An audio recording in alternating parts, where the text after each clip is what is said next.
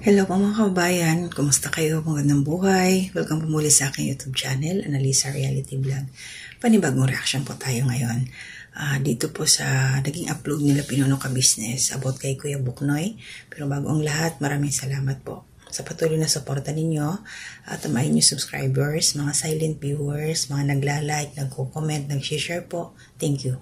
More blessings po sa inyo. So, shout out po kay Pinuno Ka Business, Ka Business Official, Papa Dins TV, and Ka Business Family. Support po natin sila. At ang aking mga kasama mga reactors, Anime Reactors TV, Taong Gala, Kalingap Turak, Mama Flores Channel, at saka si Alminda, Mix Vlog, at ang mga kagwangs na rin po. So, ito yung reaction ko dito. Pero kay una, belated happy birthday pala kay Nika, ang misis ni Kagwang Intoy Official. Happy birthday, Nika. Yun lang, more birthdays to celebrate. Maging healthy ka lang lagi. Medyo mag-diet ng konti. Para mas madaling kumilos ang katawan. Yun. Basta yun lang. Basta maging positibo sa pananaw sa buhay. Yun lang.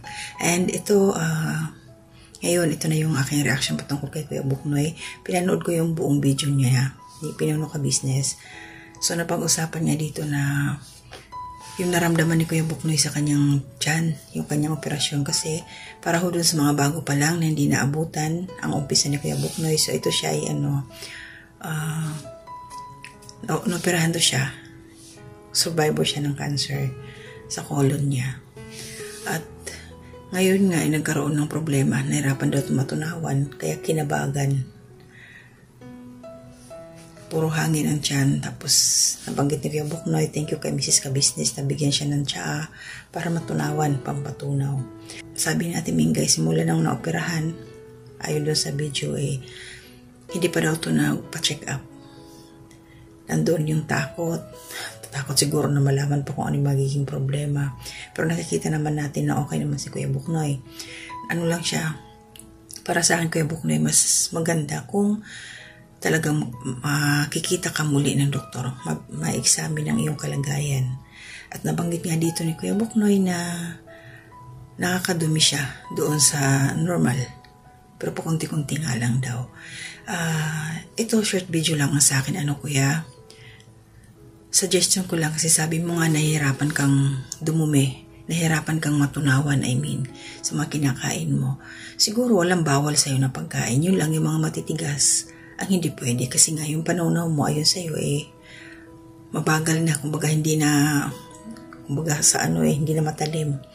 So ang suggestion ko dito Kuya Buknoy, makakatulong siguro para yung mga normal na kinakain mo na alam mo naman pwede sa'yo, wala ka na mga allergy, katulad nga sabi mo yung karne kasi nga matigas.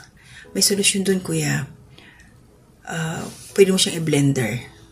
Pag naluto na yon, halimbawa, karne dyan na nilaga, isama sa gulay, pwede mo siyang i-blender para liquid na siyang makakain mo. Hindi ka mahirapan matunawan. Yun. So, yun yun ang suggestion ko. Kasi, ako nagbe-blender din Kasi kulang na yung ngipin. Wala nang pang grind. Yun. Kaya malaking bagay yung para lahat makakain ni Kuya Buknoy, lahat na gusto niya kainin ng mga matitigas dyan. Na pagpasok, syempre, hindi man hindi lagat matutunaw ka agad ba? Mahirapan mag-digest yung kanyang stomach. Kaya yun ang mas maganda. Liquid na lang. Blender talaga. Gawin mong juice. Para lahat makain mo. Lahat ng gusto mo. Diba? So, yun lang yung sa akin, Kuya. Sana huwag kang matakot magpa-check up kasi mas maganda yung malalaman mo. Kasi baka mamaya magkaroon ng mga komplikasyon. Ang nasa isip mo lang is yung operasyon sa'yo, sa iyong colon. Excuse me, what if mayroon pang kailangan proteksyonan na mga parts pa ng iyong katawan na baka mamaya yung cause ng kabag sa'yo. May dahilan din yun. Kaya mas maganda yung makikita. Yan.